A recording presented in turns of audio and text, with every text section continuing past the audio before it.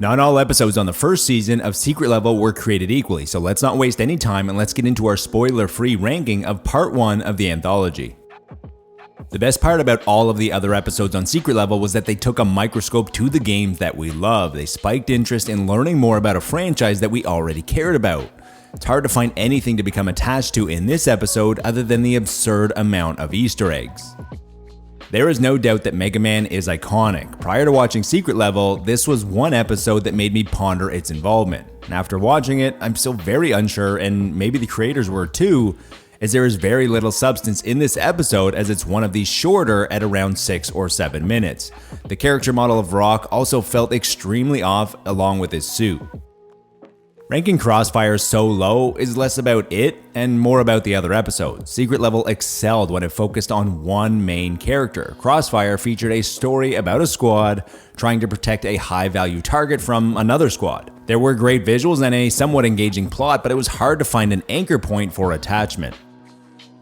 While the source material is about a mobile MOBA that I've never heard about and will likely never play, the story and the visuals were extremely well done and felt reminiscent of Inception.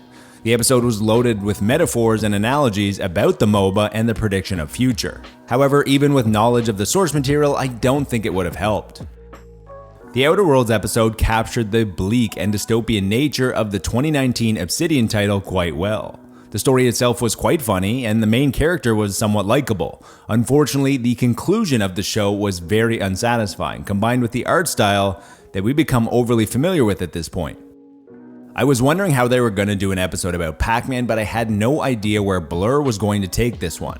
This episode might be attached to the source material by the thinnest thread, and once I was able to reconcile this, and it wasn't about the game in a way that I was expecting, it turned out to be somewhat of an interesting interpretation of the franchise, although there was probably a better direction for the story to take.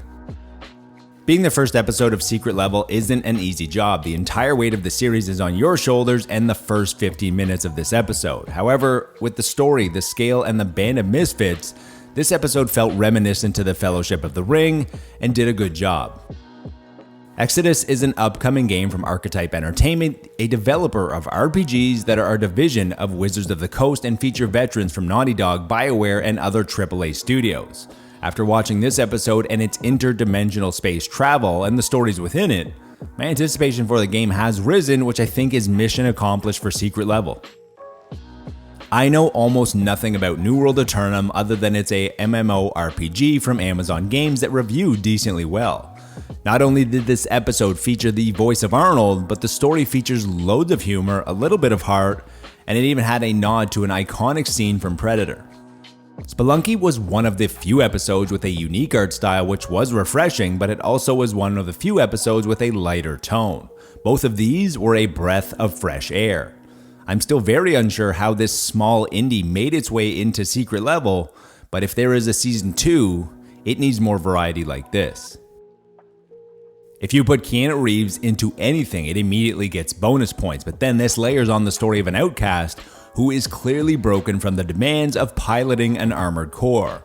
Throw in some samurai cores and you have one of the top 5 episodes of Secret Level. I was expecting lots of fast-paced shooting and blood, and what I got was a story of corporate dominance and a robot uprising similar to Chappie. This was one of the more engaging episodes that modernized the series, but then it also gave loads of nostalgia with high BPM electronic, classic weapons like the Ripper, and an iconic announcer. This might be biased, but Unreal Tournament was one of the best.